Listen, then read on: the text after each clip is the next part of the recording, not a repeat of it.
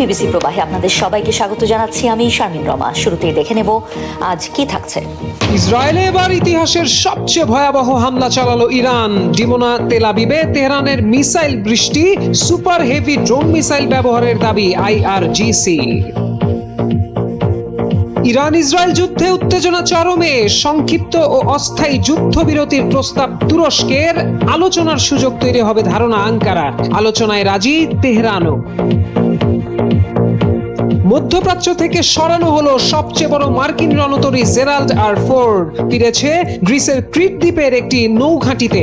উপসাগরীয় অঞ্চলে মার্কিন সামরিক উপস্থিতিতে বড় ধরনের শূন্যতা। দ্রুতই খুলবে হরমুজ প্রণালী, জানালেন ট্রাম্প। ইরানের সঙ্গে দ্রুত আলোচনার তাগিদ। গুরুত্বপূর্ণ জলপথটিতে যুক্তরাষ্ট্র ও ইরানের যৌথ নিয়ন্ত্রণ দেখতে চান মার্কিন প্রেসিডেন্ট।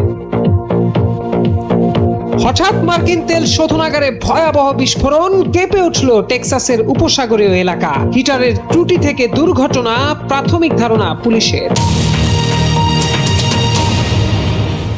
যুদ্ধবন্ধে ইরানের সঙ্গে ফলপ্রসূ আলোচনা হয়েছে বলে মার্কিন প্রেসিডেন্ট ডোনাল্ড ট্রাম্প দাবি করার পর আবার ইসরায়েলে ক্ষেপণাস্ত্র বৃষ্টি নামালো তেহরান।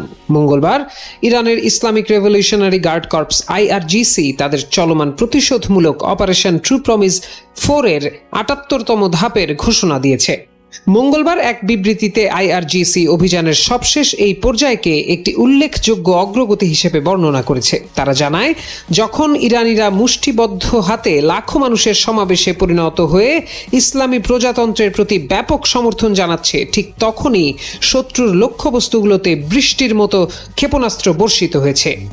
আইআরজিসির বিবৃতিতে উল্লেখ করা হয়, ট্রু প্রমিস 4 এর ৭৮তম হামলাটি যুদ্ধের ইতিহাসে একটি অনন্য রেকর্ড স্থাপন করেছে। বিবৃতি অনুযায়ী ইসরায়েলের দখল করা ইলাত বন্দর, পারমাণবিক চুল্লির সুরক্ষিত শহর ডিমোনা এবং উত্তর তেল আবিবের লক্ষ্যবস্তুগুলোতে ইমাদ এবং মাল্টি ওয়ারহেড কদর ক্ষেপণাস্ত্র ও অ্যাটাক ড্রোন ব্যবহার করে হামলা চালানো হয়েছে।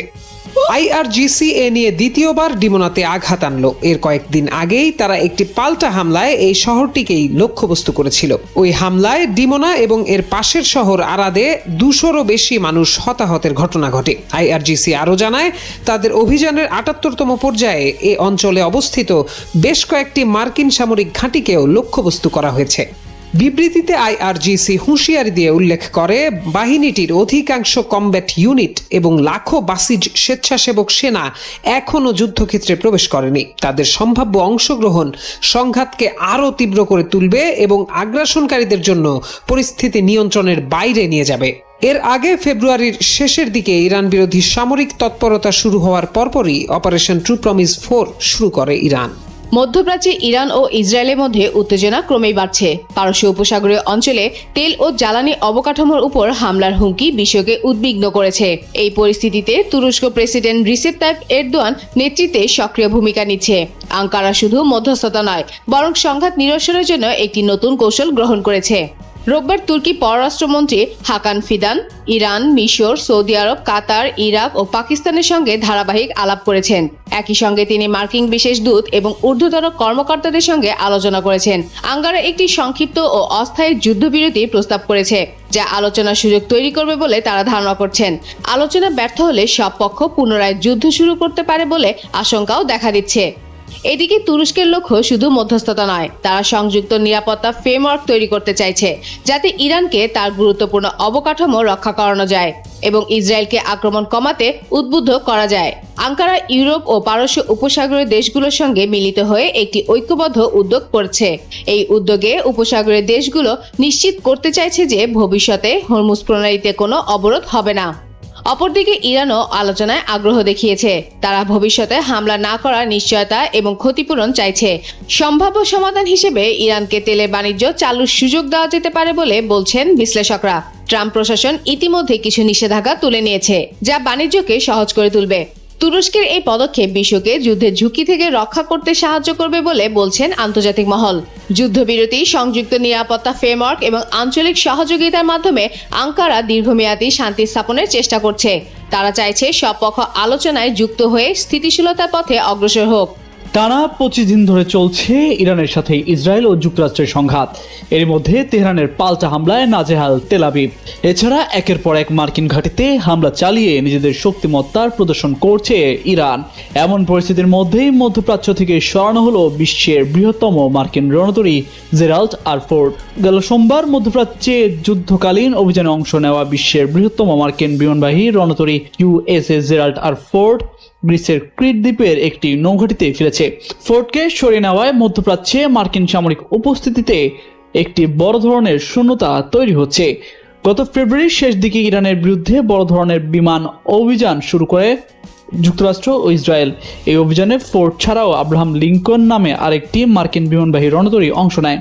কয়েক ডজন যুদ্ধবিমান নিয়ে গঠিত এয়ার উইং সমৃদ্ধ দুই রণতরী ইরান অভিযানে অত্যন্ত গুরুত্বপূর্ণ ভূমিকা রেখেছে।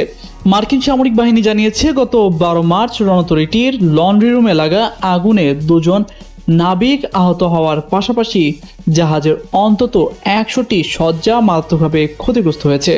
বিশ্ব রাজনীতির দাবার চালে এখন হরমুজ প্রণালী।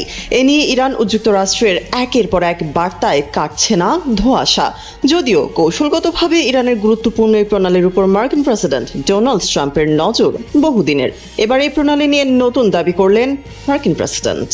ট্রাম্প বলেছেন, কৌশলগতভাবে হরমুজ প্রণালী খুব দ্রুতই খুলে দেওয়া হবে। তিনি আরো বলেন, গুরুত্বপূর্ণ এই সমুদ্র পথের উপর যুক্তরাষ্ট্র ও ইরানের যৌথ নিয়ন্ত্রণ দেখতে চান তিনি। সোমবার মার্কিন সংবাদ মাধ্যম CNN-কে এই কথা বলেন প্রেসিডেন্ট ট্রাম্প। হরমুজ প্রণালী কবে নাগাদ আবার খুলে দেওয়া হতে পারে এমন প্রশ্নের জবাবে ট্রাম্প বলেন, ইরানের সঙ্গে আলোচনা যদি দ্রুত এগোয় তবে এটি খুব শিগগিরই খুলে দেওয়া যাবে। এতে যৌথভাবে নিয়ন্ত্রিত হবে। তিনি স্পষ্ট করে বলেন, ট্রাম্প আর আয়াতুল্লাহ, যে আয়াতুল্লাহই হোক না কেন বা পরবর্তী আয়াতুল্লাহ যিনিই হন, তারা দুজন মিলেই এই হরমুজ প্রণালী নিয়ন্ত্রণ করবেন। অন্যদিকে বিশ্বে স্পষ্ট কোনো সিদ্ধান্ত নেয়নি ইরান। এই প্রণালী বন্ধের সিদ্ধান্তেও দোটানায় রয়েছে তেহরান। এদিকে বিশ্বের মোট অপরিশোধিত তেল ও গ্যাসের 1/5 হরমুজ প্রণালী দিয়ে পরিবাহিত হয়। তবে গত 28 ফেব্রুয়ারি ইরানের উপর যুক্তরাষ্ট্র ও ইসরায়েলের হামলার পর গুরুত্বপূর্ণ এই সমুদ্র পথ কার্যত বন্ধ রয়েছে। ইরানের সাথে চলমান উত্তেজনার মধ্যেই হঠাৎ ভয়াবহ বিস্ফোরণে কেঁপে উঠেছে যুক্তরাষ্ট্রের টেক্সাস এলাকা। মার্কিন তেল শোধনাগারে ভয়াবহ এই বিস্ফোরণে আগুনের কুণ্ডলী আর ধোঁয়ায় মুহূর্তেই ছাই হয়ে যায় সবকিছু। আন্তর্জাতিক সংবাদ সংস্থা TRT ওয়ার্ল্ড এর প্রতিবেদন অনুযায়ী মঙ্গলবার যুক্তরাষ্ট্রের টেক্সাস উপসাগরীয় উপকূলে এই বিস্ফোরণের ঘটনা ঘটে। এ সময় আশেপাশের বাসিন্দাদের নিরাপদ আশ্রয়ে অবস্থান করতে বাধ্য করা হয়। এই ঘটনা এমন এক সময় ঘটল যখন ইসরায়েল ও মার্কিন ঘাঁটিগুলোকে লক্ষ্য করে বড় ধরনের হামলার ঘোষণা দিয়েছে ইরান। অভিযোগ উঠেছে, একটি শিল্প হিটারের যান্ত্রিক ত্রুটির কারণে বিস্ফোরণ ঘটেছে। তবে এখন পর্যন্ত কোনো হতাহতের খবর পাওয়া যায়নি। টেক্সাসের পোর্ট আর্থারে অবস্থিত ভ্যালেরো তেল শোধনাগারে একটি শক্তিশালী বিস্ফোরণ এবং ভয়াবহ অগ্নিকাণ্ড ঘটেছে। বিস্ফোরণের কারণ হিসেবে পুলিশ ও স্থানীয় কর্মকর্তাদের প্রাথমিক ধারণা অনুযায়ী একটি ইন্ডাস্ট্রিয়াল হিটার বা শিল্প হিটারের যান্ত্রিক ত্রুটির কারণেই বিস্ফোরণ ঘটেছে। তবে এতে কোনো নাশকতার প্রমাণ পাওয়া যায়নি। শোধনাগার কর্তৃপক্ষ এবং পোর্ট আর্থারের মেয়র চার্লস এম মোজেস নিশ্চিত করেছেন, এই ঘটনায় কোনো শ্রমিক বা সাধারণ মানুষ হতাহত বা নিহত হননি। সব কর্মীর হিসেব পাওয়া গেছে। যুদ্ধবন্ধে ইরানের সঙ্গে ফলপ্রসূ আলোচনা হয়েছে বলে মার্কিন প্রেসিডেন্ট ডোনাল্ড ট্রাম্প দাবি করার পর আবার ইসরায়েলে ক্ষেপণাস্ত্র বৃষ্টি নামালো তেহরান। মঙ্গলবার ইরানের Islamic revolutionary guard corps IRGC তাদের চলমান প্রতিশোধমূলক অপারেশন ট্রু প্রমিস 4 এর 78তম ধাপের ঘোষণা দিয়েছে। মঙ্গলবার এক বিবৃতিতে IRGC অভিযানের সবশেষ এই পর্যায়কে একটি উল্লেখযোগ্য অগ্রগতি হিসেবে বর্ণনা করেছে। নন ইনভার্টার এসির দামে ঘরে আনুন বিদ্যুৎ সাশ্রয়ী ইনভার্টার এসি। এখন 1.5 ton my one inverter AC মাত্র 48,900 টাকা পাওয়া যাচ্ছে মিনিস্টার শোরুমে। তারা জানায়, যখন ইরানিরা মুষ্টিবদ্ধ হাতে লাখো মানুষের সমাবেশে পরিণত হয়ে ইসলামী প্রজাতন্ত্রের প্রতি ব্যাপক সমর্থন জানাচ্ছে, ঠিক তখনই শত্রুর লক্ষ্যবস্তুগুলোতে বৃষ্টির মতো ক্ষেপণাস্ত্র বর্ষিত হয়েছে।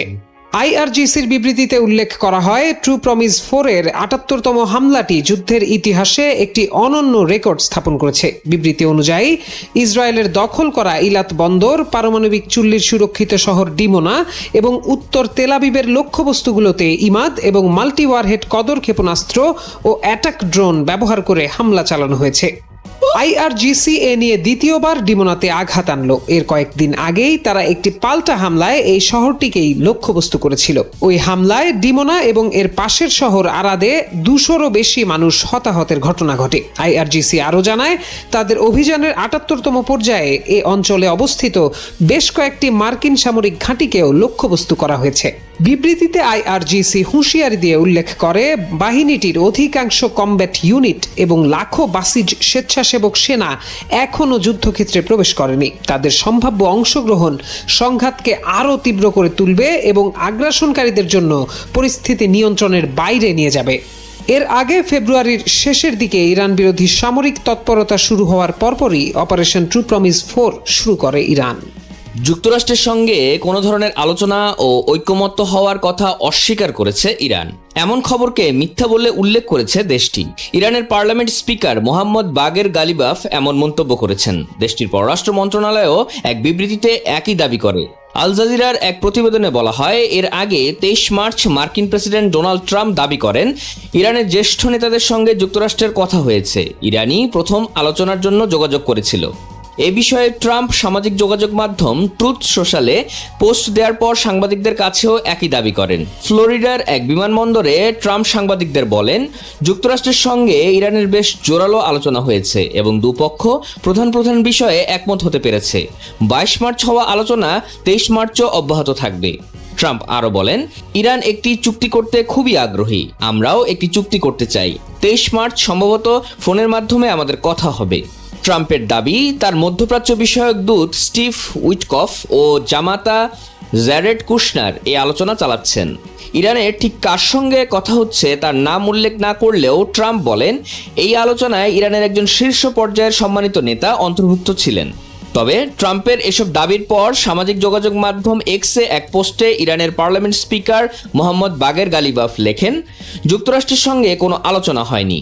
আর্থিক ও তেলের বাজার নিয়ন্ত্রণ করতে এবং যুক্তরাষ্ট্র ইসরায়েল যে চোরাবালিতে আটকে গেছে তা থেকে বাঁচতে মিথ্যা খবর ব্যবহার করা হচ্ছে।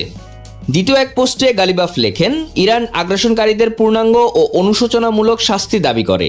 এ লক্ষ্য অর্জিত না হওয়া পর্যন্ত ইরানের কর্মকর্তারা দৃঢ়ভাবে তাদের সর্বোচ্চ নেতা ও জনগণের পাশে রয়েছেন। গালিবাফের পোস্টের আগে এক বিবৃতিতে ইরানের পররাষ্ট্র মন্ত্রণালয়ের মুখপাত্র ইসমাইল বাগাই যুক্তরাষ্ট্রের সঙ্গে আলোচনার খবরটি অস্বীকার করেন। তিনি জানান, হরমুজ প্রণালী এবং যুদ্ধ বন্ধের শর্ত নিয়ে তেহরানের অবস্থানে কোনো পরিবর্তন আসেনি। বাগায়ের বরাতে ইরানের রাষ্ট্রায়ত্ত বার্তা সংস্থা ইরনা জানায়, যুদ্ধ বন্ধের জন্য যুক্তরাষ্ট্রের আলোচনার অনুরোধ নিয়ে কিছু বন্ধু দেশের থেকে বার্তা পাওয়া গেছে। এদিকে বার্তা সংস্থা রয়টার্সের এক প্রতিবেদনে বলা হয়, ইরানের সঙ্গে যদি চুক্তি হয় তাহলে তখন হরমুজ প্রণালীকে নিয়ন্ত্রণ করবে। এমন প্রশ্নের জবাবে ট্রাম্প বলেন, এটি যৌথভাবে নিয়ন্ত্রণ করা হবে। তখন সাংবাদিকরা প্রশ্ন করেন, কারা এটা নিয়ন্ত্রণ করবে? তখন ট্রাম্প বলেন, হয়তো আমি অথবা আমি ও আয়াতুল্লাহ, পরবর্তী আয়াতুল্লাহ যিনি হন না কেন। 23 মার্চ মিসিসিপি অঙ্গরাজ্যের মেমফিসের উদ্দেশ্যে রওনা দেওয়ার আগে ফ্লোরিডার এক বিমানবন্দরে ট্রাম্প সাংবাদিকদের একথা বলেন। ট্রাম্প জানান, তিনি মোস্তফা খামেনিকে ইরানের সর্বোচ্চ নেতা হিসেবে গণ্য করেন না। ট্রাম্প দাবি করেন, ইরানে স্বয়ংক্রিয়ভাবে একটি শাসন ব্যবস্থার পরিবর্তন ঘটেছে। তবে আমরা এমন কিছু মানুষের সঙ্গে আলোচনা করছি যাদের আমি অত্যন্ত যুক্তিবাদী ও দৃঢ় বলে মনে করি। ইরানের ভেতরের মানুষেরা জানে তারা কারা। তারা অত্যন্ত সম্মানিত ব্যক্তি। হয়তো তাদের মধ্যে একজন ঠিক তেমনটি হবেন যেমনটি আমরা খুঁজছি। টানা 25 দিন ধরে চলছে ইরানের সাথে ইসরায়েল ও যুক্তরাষ্ট্রের সংঘাত। এর মধ্যে তেহরানের পাল্টা হামলায় নাজেহাল তেল আবিব। এছাড়া একের পর এক মার্কিন ঘাঁটিতে হামলা চালিয়ে নিজেদের শক্তিমত্তার প্রদর্শন করছে ইরান। এমন পরিস্থিতির মধ্যেই মধ্যপ্রাচ্য থেকে সরানো হলো বিশ্বের বৃহত্তম মার্কিন রণতরী জেরাল্ড আর ফোর্ড। গেল সোমবার মধ্যপ্রাচ্যে যুদ্ধকালীন অভিযানে অংশ নেওয়া বিশ্বের বৃহত্তম মার্কিন বিমানবাহী রণতরী ইউএসএস জেরাল্ড আর ফোর্ড গ্রিসের ক্রিট দ্বীপের একটি নৌঘাঁটিতে ফিরেছে। ফোর্ডকে সরিয়ে নেওয়ায় মধ্যপ্রাচ্যে মার্কিন সামরিক উপস্থিতিতে একটি বড় ধরনের শূন্যতা তৈরি হচ্ছে। গত ফেব্রুয়ারির শেষ দিকে ইরানের বিরুদ্ধে বড় ধরনের বিমান অভিযান শুরু করে যুক্তরাষ্ট্র ও ইসরায়েল। এই অভিযানে ফোর্ড ছাড়াও আব্রাহাম লিঙ্কন নামে আরেকটি মার্কিন বিমানবাহী রণতরী অংশ নেয়। কয়েক ডজন যুদ্ধবিমান নিয়ে গঠিত এয়ার উইং সমৃদ্ধ দুই রণতরী ইরান অভিযানে অত্যন্ত গুরুত্বপূর্ণ ভূমিকা রেখেছে। মার্কিন সামরিক বাহিনী জানিয়েছে, গত 12 মার্চ রণতরীটির লন্ড্রি রুমে লাগা আগুনে 2 জন নাবিক আহত হওয়ার পাশাপাশি জাহাজের অন্তত 100টি সজ্জা মারাত্মকভাবে ক্ষতিগ্রস্ত হয়েছে। আরও একটি মার্কিন F-15 যুদ্ধবিমান গুলি করে ভূপাতিত করার দাবি করেছে ইরান। বিমানটি মধ্যপ্রাচ্যের কুয়েতে বিধ্বস্ত হয়েছে বলে দাবি করে প্রমাণ হিসেবে একটি ভিডিও প্রকাশ করেছে দেশটির সামরিক বাহিনী। সামাজিক মাধ্যমে ছড়িয়ে পড়া ভিডিওতে দেখা যায় একটি বিমান ধোঁয়া ও আগুন ছড়াতে ছড়াতে নিচের দিকে নামছে। এ সময় পাইলটকে বিমান থেকে বেরিয়ে আসতে দেখা যায়। এর আগে গত রোববার একটি মার্কিন F-15 যুদ্ধবিমান ভূপাতিত করা হয়েছে বলে দাবি করে ইরান। দেশটির কর্তৃপক্ষ জানায় দক্ষিণে হরমুজ দ্বীপের কাছে তাদের বিমান প্রতিরক্ষা ব্যবস্থা একটি F-15 যুদ্ধবিমান ভূপাতিত করেছে।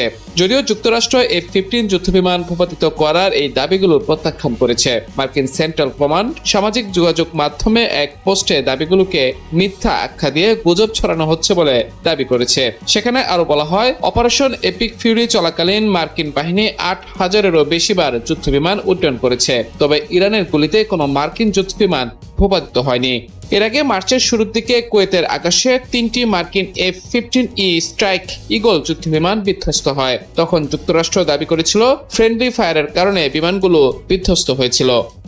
ইরানের বিরুদ্ধে যুক্তরাষ্ট্রের সামরিক অভিযান অপারেশন এপিক ফিউরি শুরু হওয়ার পেছনে কেবল কৌশলগত হিসাব নিকাশি নয়, বরং উচ্চ পর্যায়ের রাজনৈতিক প্রভাব ও মনস্তাত্ত্বিক প্ররোচনাও গুরুত্বপূর্ণ ভূমিকা রেখেছে, এমনটাই ইঙ্গিত দিচ্ছে বিভিন্ন নির্ভরযোগ্য সূত্র।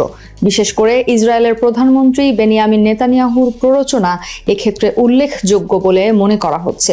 এ নিয়ে এক রোমহর্ষক তথ্য উঠে এসেছে রয়টার্সের প্রতিবেদনে। যদিও সাবেক মার্কিন প্রেসিডেন্ট ডোনাল্ড ট্রাম্প আগেই ইরানের বিরুদ্ধে সামরিক পদক্ষেপ নেওয়ার চিন্তা করেছিলেন, তবে চূড়ান্ত সিদ্ধান্ত গ্রহণের ক্ষেত্রে নেতানিয়াহুর কৌশলগত প্ররোচনা একটি গুরুত্বপূর্ণ প্রভাবক হিসেবে কাজ করেছে। ইরানে যুক্তরাষ্ট্র ও ইসরায়েলের যৌথ আগ্রাসন শুরুর 48 ঘন্টার কম সময় আগে মার্কিন প্রেসিডেন্ট ডোনাল্ড ট্রাম্পের সঙ্গে ফোনে কথা বলেছিলেন যুদ্ধবাজ ইসরায়েলি প্রধানমন্ত্রী বেনিয়ামিন নেতানিয়াহু। ট্রাম্পকে প্রভাবিত করতে নেতানিয়াহু যে কৌশলটি সবচেয়ে কার্যকরভাবে ব্যবহার করেন তা ছিল ব্যক্তিগত নিরাপত্তা ও প্রতিশোধের বিষয়টি সামনে আনা। অভিযোগ রয়েছে 2024 সালের নির্বাচনী প্রচারের সময় ইরান ট্রাম্পকে হত্যার ষড়যন্ত্র করেছিল। এই প্রেক্ষাপটে নেতানিয়াহু ট্রাম্পকে স্মরণ করিয়ে দেন ইরানের শীর্ষ সামরিক কর্মকর্তা কাশেম সোলাইমানিকে হত্যার পর থেকেই তেহরান প্রতিশোধ নিতে তাকে লক্ষ্যবস্তুতে পরিণত করে। তিনি যুক্তি দেন, ইরানের সর্বোচ্চ নেতা আলী খামেনিকে হত্যা করা হলে সেটিই হবে সেই অপমানের চূড়ান্ত জবাব। গোয়েন্দা তথ্যের বরাতে নেতানিয়াহু দাবি করেন খামেনি ও তার ঘনিষ্ঠ সহযোগীরা তেহরানের একটি নির্দিষ্ট কম্পাউন্ডে গোপন বৈঠকে বসতে যাচ্ছেন। তিনি এটিকে একটি সম্ভাব্য ডিক্যাপিটেশন স্ট্রাইক অর্থাৎ শীর্ষ নেতৃত্বকে একযোগে নির্মূল করার বিরল সুযোগ হিসেবে তুলে ধরেন। এ তথ্য ট্রাম্প প্রশাসনের কাছে অত্যন্ত গুরুত্বপূর্ণ হয়ে ওঠে এবং এর ভিত্তিতেই ইরানের নেতৃত্বকে সরাসরি আঘাত করার ধারণা শক্তিশালী হতে থাকে। নেতানিয়াহু কেবল সামরিক যুক্তি দেননি, বরং রাজনৈতিক ও ঐতিহাসিক গুরুত্বের দিকটিও সামনে আনেন। তিনি ট্রাম্পকে বোঝানোর চেষ্টা করেন এই অভিযোগ সফল হলে তা হবে একটি ইতিহাস। তার যুক্তি ছিল খামেনি শুধু পশ্চিমা বিশ্বেই নয়, অনেক ইরানি নাগরিকের কাছেও অজনপ্রিয়। ফলে তাকে সরিয়ে দেওয়া গেলে সাধারণ জনগণ রাস্তায় নেমে আসবে এবং 1979 সালের ইসলামী বিপ্লবের পর প্রতিষ্ঠিত শাসন ব্যবস্থা ভেঙে পড়তে পারে। নেতানিয়াহু আরও বলেন, এই অভিযোগের মাধ্যমে ইরানের ব্যালিস্টিক ক্ষেপণাস্ত্র কর্মসূচি ধ্বংস করা, নৌ সক্ষমতা দুর্বল করা এবং পারমাণবিক কর্মসূচিকে স্থায়ীভাবে থামিয়ে দেওয়া সম্ভব হতে পারে। শেষ পর্যন্ত 27 ফেব্রুয়ারি ট্রাম্প এই সামরিক অভিযানের অনুমোদন দেন। পরদিন 28 ফেব্রুয়ারি খামেনি নিহত হওয়ার ঘোষণা আসে, যা আন্তর্জাতিক অঙ্গনে ব্যাপক প্রতিক্রিয়া সৃষ্টি করে। তবে সম্প্রতি এক সংবাদ সম্মেলনে নেতানিয়াহু এমন দাবিকে ভুয়া খবর বলে উড়িয়ে দেন। তিনি বলেন, ইসরায়েল যুক্তরাষ্ট্রকে ইরানের সঙ্গে যুদ্ধে টেনে এনেছে এমন দাবি ভিত্তিহীন। ট্রাম্প নিজস্ব বিবেচনাতেই সিদ্ধান্ত নিয়েছেন। তবে সংশ্লিষ্ট সূত্রগুলোর দাবি, ইসরায়েলি প্রধানমন্ত্রী অত্যন্ত সূক্ষ্ম ও কার্যকর মনস্তাত্ত্বিক কৌশল প্রয়োগের মাধ্যমে ট্রাম্পের সিদ্ধান্তকে প্রভাবিত করতে সক্ষম হয়েছিলেন। অভ্যন্তরীণ স্পর্শকাতর বিষয় হওয়ার নাম প্রকাশ না করার শর্তে দুই নেতার ঘনিষ্ঠ কর্মকর্তা ও সংশ্লিষ্ট ব্যক্তিরা রয়টার্সকে জানিয়েছেন নেতানিয়াহু ট্রাম্পকে যুদ্ধে যেতে বাধ্য করেছেন এমন কোনো ইঙ্গিত পাওয়া যায়নি। তবে প্রতিবেদনে এটি স্পষ্ট, ইসরায়েলি এই নেতা অত্যন্ত কার্যকরভাবে নিজের দাবি তুলে ধরেছিলেন। বিশেষ করে খামেনিকে হত্যার সুযোগ পাওয়ার বিষয়টি প্রেসিডেন্টের কাছে বেশ গ্রহণযোগ্য ছিল।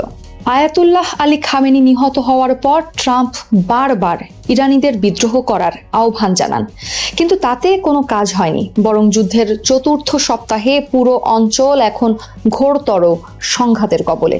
এর মধ্যেই ইরানের রেভলিউশনারি গার্ডের সদস্যদের দেশটির রাস্তায় টহল দিতে দেখা যাচ্ছে।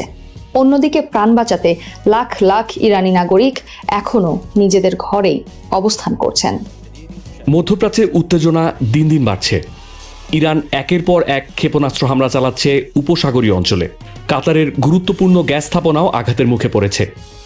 তবুও এখন পর্যন্ত উপসাগরীয় দেশগুলো কেউই ইরানের বিরুদ্ধে সরাসরি পাল্টা হামলা চালায়নি। কিন্তু কেন? কি কারণে তারা এখনও সংযত? ঘটনার শুরু 28 ফেব্রুয়ারি। সেদিন যুক্তরাষ্ট্র ও ইসরায়েল যৌথভাবে ইরানের বিরুদ্ধে সামরিক অভিযান শুরু করে। এর জবাবে ইরান শুধু ইসরায়েলে নয়, উপসাগরীয় দেশগুলোকে লক্ষ্য করে হামলা শুরু করে।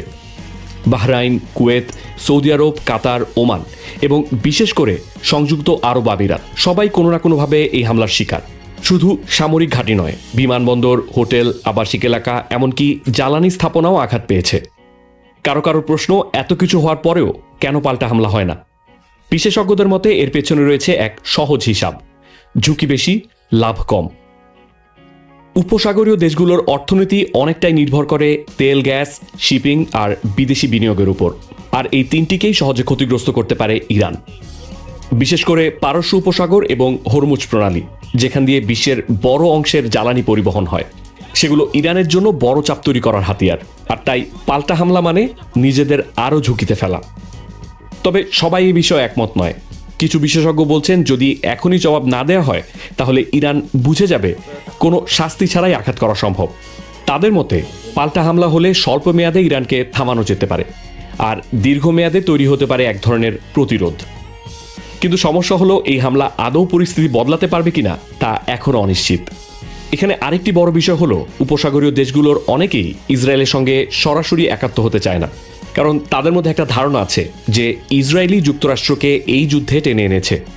তাই এই সংঘাতে সরাসরি জড়িয়ে পড়া তাদের জন্য রাজনৈতিকভাবে সহজ নয়। আর এই দ্বিধার পিছনে আছে অতীতের অভিজ্ঞতাও। 2003 সালে যুক্তরাষ্ট্র ইরাকে হামলা চালিয়ে সাদ্দাম হোসেনকে সরিয়ে দেয়, কিন্তু এরপর শুরু হয় অস্থিরতা, সহিংসতা আর দীর্ঘমেয়াদী বিশৃঙ্খলা। তবুও বাস্তবতা হলো, এই দেশগুলো এখনও যুক্তরাষ্ট্রের সামরিক সুরক্ষার উপর নির্ভরশীল। তাদের আকাশ প্রতিরক্ষা ব্যবস্থা, গোয়েন্দা তথ্য সবকিছুতেই যুক্তরাষ্ট্রের সহায়তা আছে। আর এই প্রতিরক্ষাই এখন পর্যন্ত ইরানের অনেক হামলা ঠেকিয়েছে। আরেকটি বিষয়, ইরান সব দেশকে একইভাবে লক্ষ্য করেনি। যেমন সংযুক্ত আরব আমিরাত বেশি হামলার শিকার, কারণ তারা ইসরায়েলের সঙ্গে সম্পর্ক স্বাভাবিক করেছে। অন্যদিকে ওমান, যারা দীর্ঘদিন ধরে মধ্যস্থতাকারীর ভূমিকা পালন করছে, তারা তুলনামূলকভাবে কম লক্ষ্যবস্তুতে পরিণত হয়েছে। তবে উপসাগরীয় দেশগুলোর এই সংযম চিরস্থায়ী নাও হতে পারে। পরিস্থিতি বদলে যেতে পারে যদি বড় কোনো জ্বালানি স্থাপনায় হামলা হয়, যদি রপ্তানি মারাত্মকভাবে ব্যাহত হয়, অথবা ইরানের মিত্র গোষ্ঠীগুলো সরাসরি হামলা শুরু করে। সেক্ষেত্রে যুদ্ধ শুধু যুক্তরাষ্ট্র বা ইসরায়েলের থাকবে না, বরং উপসাগরীয় দেশগুলোর নিজেদের যুদ্ধে পরিণত হতে পারে। বিশেষজ্ঞদের মতে ইরানের এই কৌশল খুবই ঝুঁকিপূর্ণ। তারা মনে করেন শেষ পর্যন্ত উপসাগরীয় দেশগুলো আর অনির্দিষ্টকাল হামলা সহ্য করবে না, বিশেষ করে যদি বেসামরিক লক্ষ্যবস্তুতে আঘাত অব্যাহত থাকে। এবং তখন শুরুতে বিরোধিতা করলেও নিজেদের নিরাপত্তার স্বার্থে তারা যুক্তরাষ্ট্রের সামরিক অভিযানে সমর্থন দিতে পারে। কম্বোডিয়ায় সামরিক বিমান বিধ্বস্ত হয়ে বড় ধরনের প্রাণহানির ঘটনা ঘটেছে, যা দেশটির সাম্প্রতিক ইতিহাসে অন্যতম ভয়াবহ দুর্ঘটনা হিসেবে বিবেচিত হচ্ছে। স্থানীয় সময় সোমবার সকালে পুয়ের্তো লেগুইজামোর কাছে লাতাগুয়া বিমান ঘাঁটি থেকে উড্ডয়নের কিছুক্ষণের মধ্যে কম্বোডিয়ার বিমান বাহিনীর একটি C-130H হারকুলিস বিমান ভেঙে পড়ে। এতে 100 জনের বেশি সেনা ছিলেন বলে ধারণা করা হচ্ছে, যার মধ্যে অন্তত 90 জন নিহত হয়েছে বলে বিভিন্ন সূত্র জানিয়েছে। বিমানটি দক্ষিণাঞ্চলের দুর্গম এলাকায় সৈন্য পরিবহনের মিশন কন্ডিশনে ছিল। সামাজিক যোগাযোগ মাধ্যমে ব্যাপকভাবে ছড়িয়ে পড়া ভিডিওতে দেখা যায় দুর্ঘটনাস্থলের উপর দিয়ে বিশাল ধূসর ধোঁয়ার কুণ্ডলী উঠছে এবং ঘন জঙ্গলে বিমানের চূর্ণ বিচূর্ণ ধ্বংসাবশেষ পুড়ছে আগুনে। আহতদের দ্রুত উদ্ধার করে নিকটবর্তী স্বাস্থ্য কেন্দ্রে নেওয়া হয়েছে। এদিকে এ ঘটনায় যুক্তরাষ্ট্রের নাম সামনে তুলে ধরা হচ্ছে, কারণ বিমানটি মূলত যুক্তরাষ্ট্র থেকে অনুদান হিসেবে পাওয়া, যার আনুমানিক মূল্য প্রায় $3 কোটি। এটি মূলত মার্কিন বিমান বাহিনীতে সিরিয়াল নাম্বার 830488 এর অধীনে পরিচালিত হতো। পরে এই বিমান কলম্বিয়াকে দেওয়া হয়। 2021 থেকে 23 সালের মধ্যে কলম্বিয়ার অ্যারোনটিক্যাল ইন্ডাস্ট্রি কর্পোরেশনের তত্ত্বাবধানে বিমানটির বডি বা কাঠামোর নির্ধারিত রক্ষণাবেক্ষণ করা হয়, যার মধ্যে পূর্ণাঙ্গ কাঠামোগত সংস্কার এবং ইঞ্জিনের আধুনিকায়ন অন্তর্ভুক্ত ছিল। প্রাথমিকভাবে ধারণা করা হচ্ছে যান্ত্রিক ত্রুটি, অতিরিক্ত ওজন বা অনুকূল আবহাওয়ায় দুর্ঘটনার কারণ হতে পারে। তবে কলম্বিয়া সরকার জানিয়েছে পূর্ণাঙ্গ তদন্ত শেষ না হওয়া পর্যন্ত নিশ্চিত কিছু বলা যাবে না। সবাইকে শুভকামনা জানিয়ে আমি শারমিন রমা আজ এখানেই বিদায় নিচ্ছি। ভালো থাকবেন।